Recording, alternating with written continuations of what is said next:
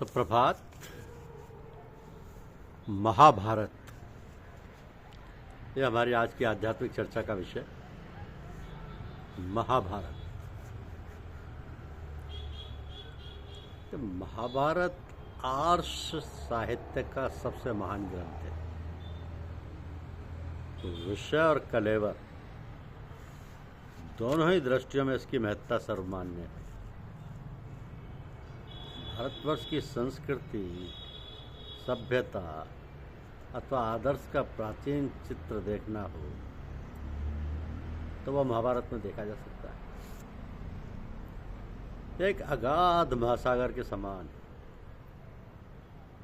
इसके भीतर धर्म, अर्थ, काम और मोक्ष इन चारों पुरुषार्थों से संबंध रखने वाले असंख्य उपदेश रत्न भरे पड़े।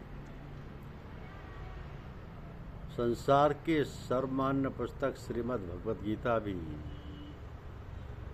इसी रत्नाकर का जाज्वल्यमान रत्न है।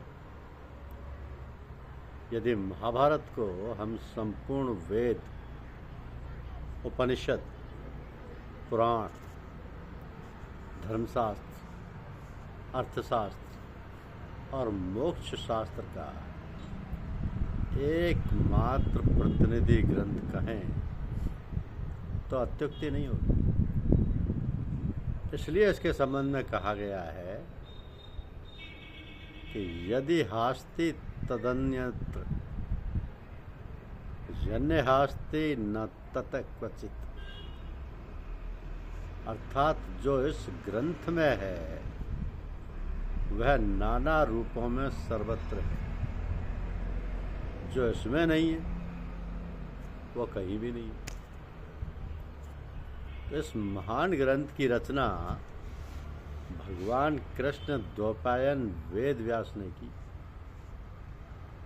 उन्होंने तपस्या और ब्रह्मचर्य की शक्ति से वेदों का विभाजन कर इस ग्रंथ का निर्माण किया और सोचा कि इसे शिष्यों को कैसे पढ़ाऊं।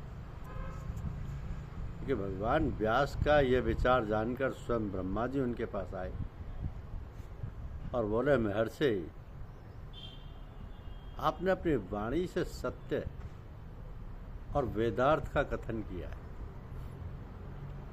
अतः आपके काव्य से श्रेष्ठ काव्य का निर्माण जगत में कोई नहीं कर सकेगा। आप अपना ग्रंथ लिखने के लिए गणेश जी का स्मरण कीजिए। ये कहकर ब्रह्मा जी अपने लोक को चले गए और व्यास जी ने गणेश जी का स्मरण किया। तो स्मरण करते ही भक्तवाक्षा कल्पतरु गणेश जी प्रकट हुए। व्यास जी ने उनका पूजन कर प्रार्थना की कि भगवान, मैंने मन ही मन महाभारत की रचना की है। मैं बोलता हूं आप इसे लिखते जाइए। गणेश जी ने कहा कि यदि मेरी लेखनी एक क्षण के लिए भी ना रुके तो मैं लिखने का काम कर सकता हूं। व्यास जी ने कहा ठीक है, किंतु आप बिना सोचे ना लिखिएगा। गणेश जी ने तथास्तु कहकर लिखना स्वीकार कर लिया। अब भगवान व्यास कौतूहल बस कुछ ऐसे श्लोक बना देते थे कि सर्वज्ञ गणेश जी को भी एक क्षण तक उनका अर्थ विचार करना पड़ता। उतने में ही महर्षि व्यास दूसरे बहुत से श्लोकों की रचना कर डालते। सर्वोज्ञपि गणेशो यत् क्षणमास्ते विचारेन तावच्चकार व्यासोपि श्लोकानन्यान बहुनपि। इस प्रकार इस ग्रंथ का लेखन हुआ। उस ग्रंथ में कुरुवंश का विस्तार, गांधारी की धर्मशीलता, विदुर की प्रज्ञा, कुंती के धैर्य, दुर्योधन की दुष्टता और पांडवों की सत्यता का वर्णन हुआ है। इसके माध्यम से